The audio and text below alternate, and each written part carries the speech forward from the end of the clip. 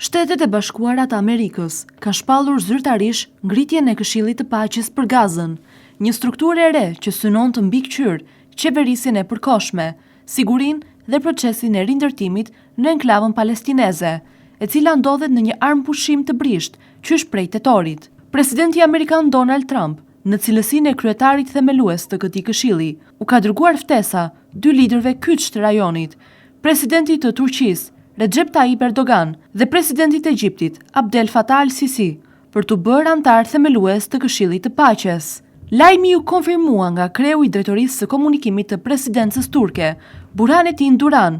i cili bëri të ditur se ftesa zyrtare u dërgua Erdoganit më 16 janar 2026. Sipas deklaratës, Këshilli i Paqes po krijohet në kuadër të planit gjithëpërfshirës për përfundimin e konfliktit në Gaza, të mbështetur nga rezoluta 2803 e Këshillit të Sigurimit të OKB-s. Ndërkohë nga Kairo, ministri i jashtëm egjiptian Badir Abdelati deklaroi se autoritetet egjiptiane po shqyrtojnë ftesën e dërguar nga Trump për pjesëmarrjen e presidentit al-Sisi në këtë mekanizëm të ri ndërkombëtar. Një ditë më parë, Shtëpia e Bardhë bëri publike edhe përbërjen fillestare të Këshillit të Paqes.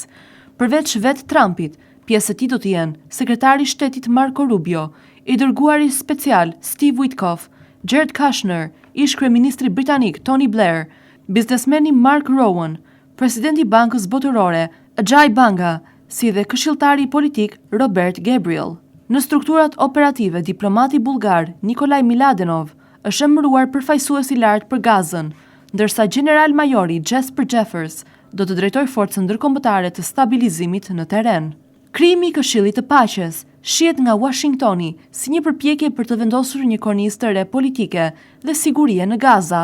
në një moment kritik për të ardhmen e rajonit dhe procesin e paqes në lindjen e mesme.